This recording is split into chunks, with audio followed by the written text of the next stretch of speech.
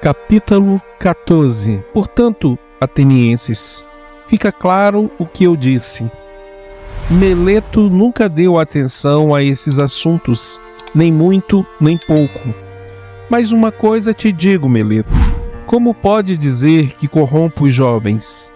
Não é evidente, de acordo com a acusação que colocou sobre mim, que eu os ensinava a não crer nos deuses nos quais a cidade acredita, mas em divindades estrangeiras? Você diz que ao ensinar tais coisas eu corrompo a juventude?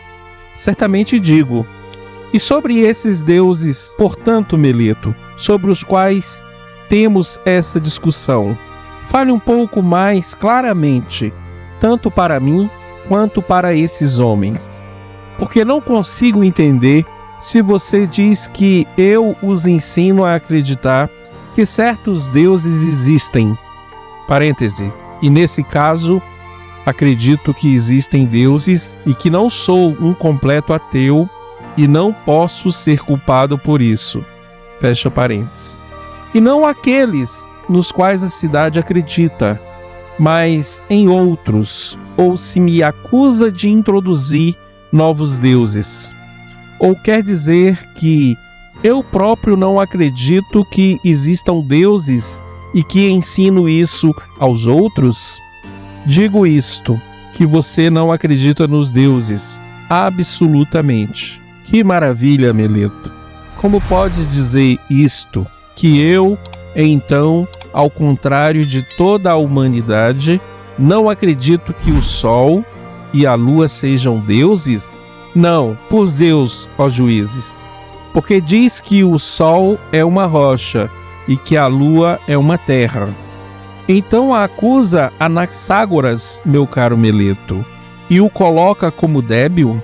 Supõe que sejam tão iletrados que não sabem que os livros de Anaxágoras, de Clasômena, são cheios de tais afirmações e que os jovens ainda aprendem tais coisas de mim quando poderiam comprá-las por um dracma ou menos e assim ridicularizam Sócrates como se fingissem que fossem meus ensinamentos, especialmente quando são tão absurdos? Eu pergunto, por Zeus, se parece que acredito que os deuses não existem? Por Zeus, não, nada disso. Você diz o inacreditável, Meleto, tanto para mim quanto para si próprio, porque este homem, atenienses, me parece ser insolente e destemperado, tendo preferido esta acusação por meio de pura insolência, destemperança e arbitrariedade. Porque parece que ele, do modo como se configura, construiu um enigma com o propósito de comprovar um experimento. Deverá Sócrates, o sábio, saber que estou zombando e me contradizer, ou devo enganá-lo e a todos os que me ouvem? Em minha opinião, ele está claramente se contradizendo quanto à acusação, porque deveria dizer: Sócrates é culpado por não acreditar que os deuses existem e por acreditar que deuses existem. E isto certamente parece-me coisa de alguém que está sendo insensato. Capítulo 15.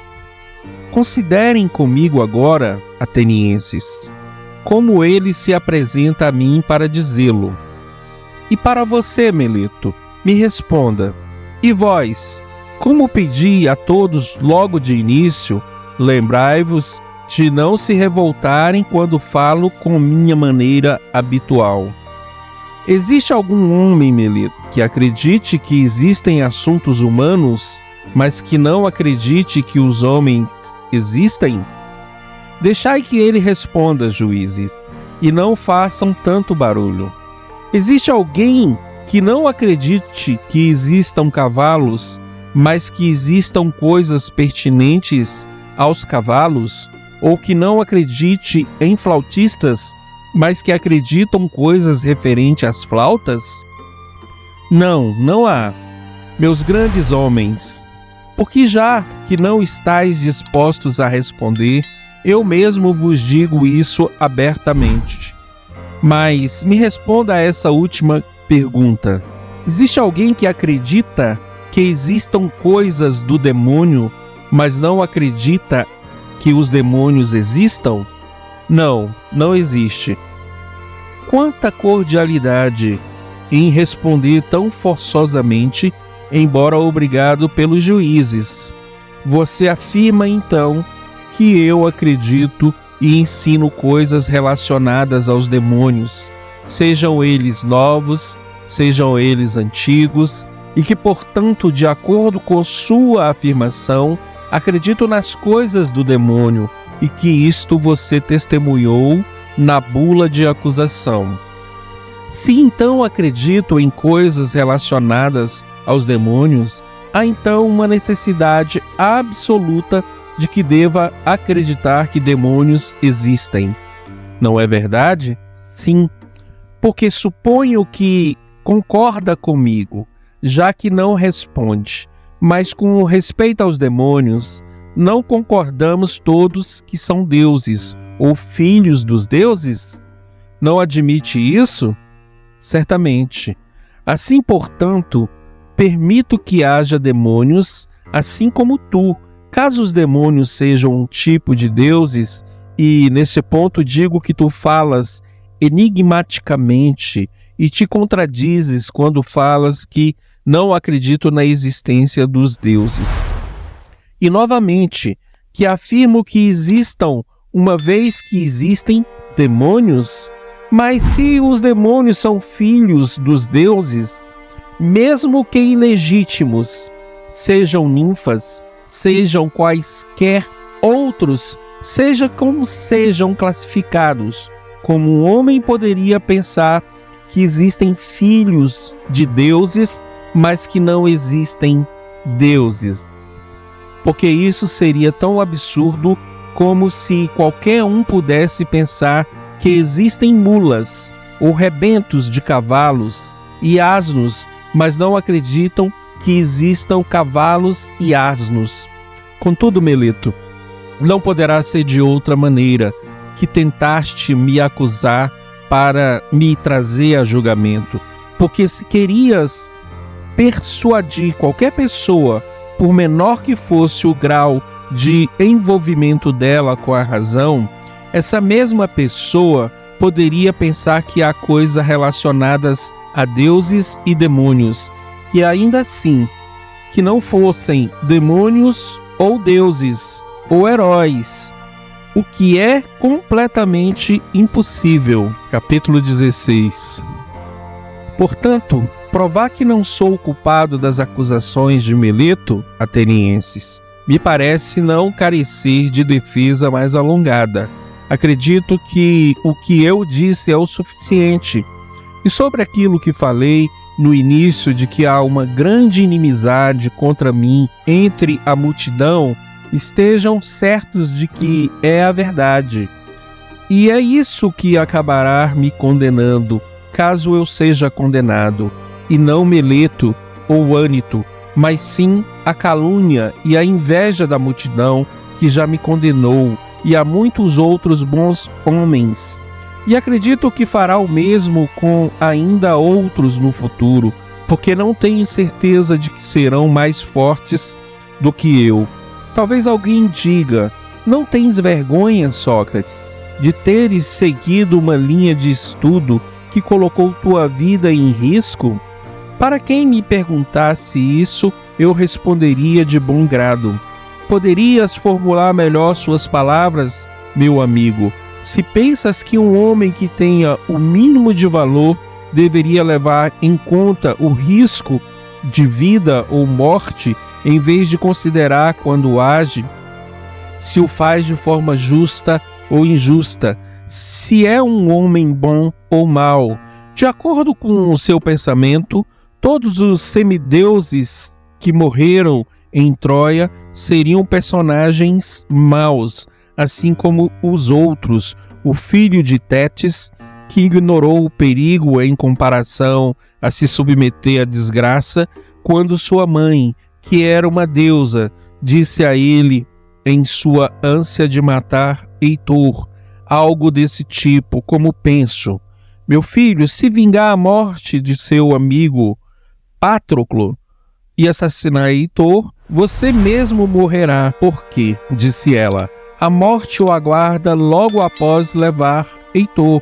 Mas ele, ao ouvir isso, desprezou a morte e o perigo, e temeu muito mais viver como um covarde e não vingar seu amigo, dizendo que eu morra imediatamente ao aplicar a punição ao culpado, e que eu não seja objeto de ridículo junto com minhas naus, um peso morto para a terra.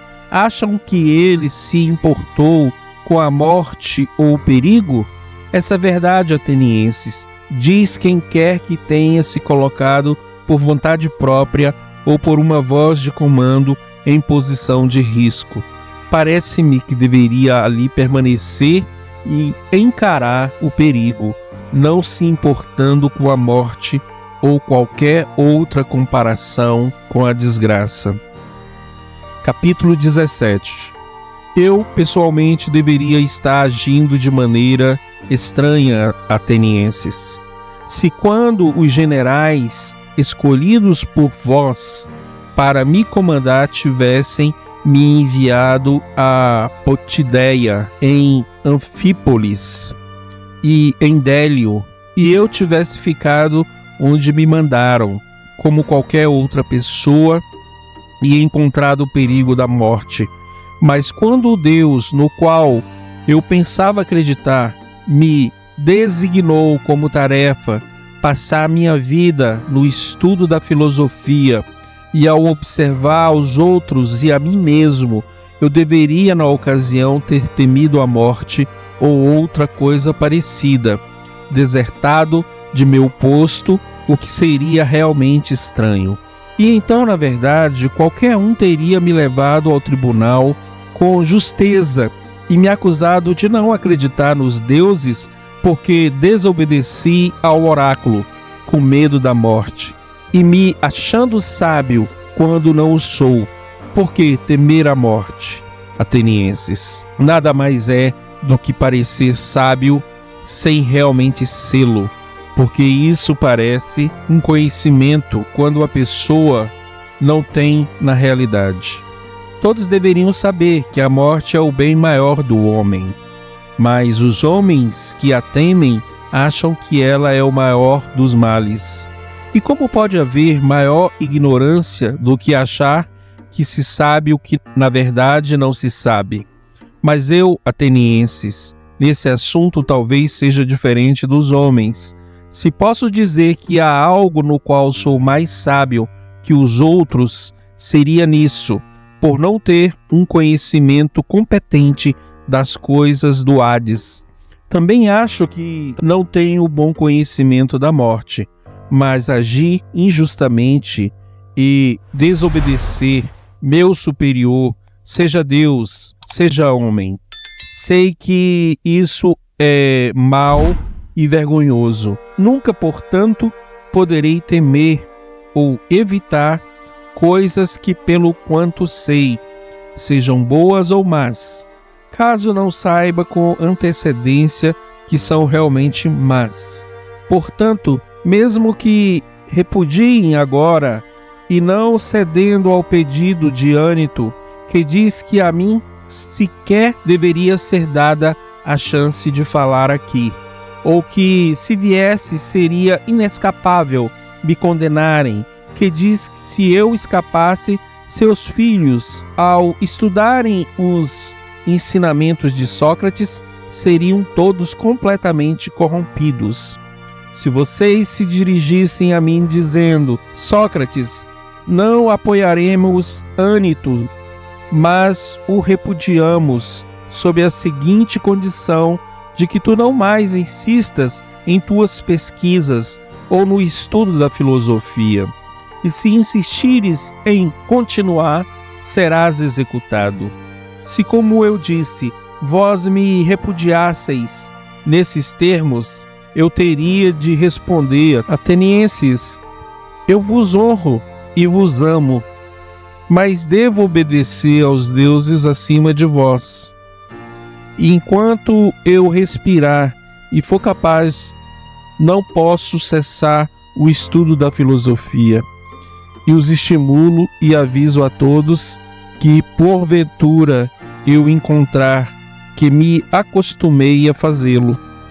Grandes homens, vendo que sois atenienses, uma cidade poderosa e renomada pela sabedoria e poder, não estáis envergonhados por vos importardes com riquezas que podeis adquirir em grande quantidade, e pela glória e pela honra, mas não se importais em despender sequer um pensamento à sabedoria e à verdade, e por vossas almas, para que vos aproximeis mais da perfeição?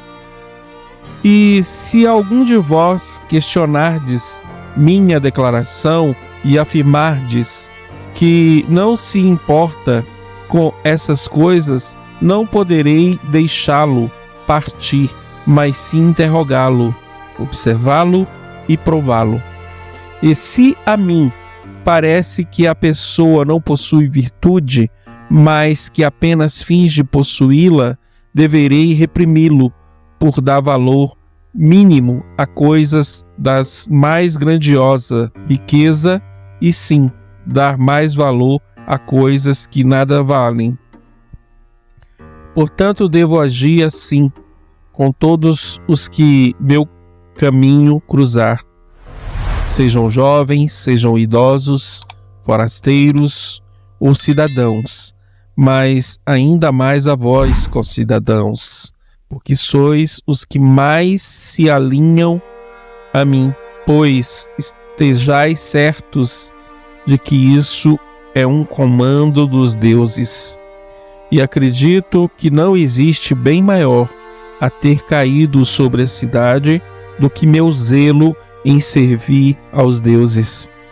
Porque meu dever é nada mais do que persuadir-vos, jovens e idosos, a não vos importardes com o corpo ou com riquezas, antes de vos importardes com a alma, e dizer como ela pode ser aperfeiçoada por meio da virtude, que não nasce das riquezas, mas que a riqueza e todas as outras bênçãos humanas, públicas ou privadas, nascem da virtude. Se então, ao dizer essas coisas, eu corrompo a juventude, porque essas coisas são maliciosas, é o vosso juízo. Mas é isso o que eu digo, e que ninguém diga que outro é o meu discurso. Assim afirmo, atenienses, quer apoieis ânito ou não, quer me rejeiteis ou não, porque não agirei de outra forma, que deveis morrer muitas mortes.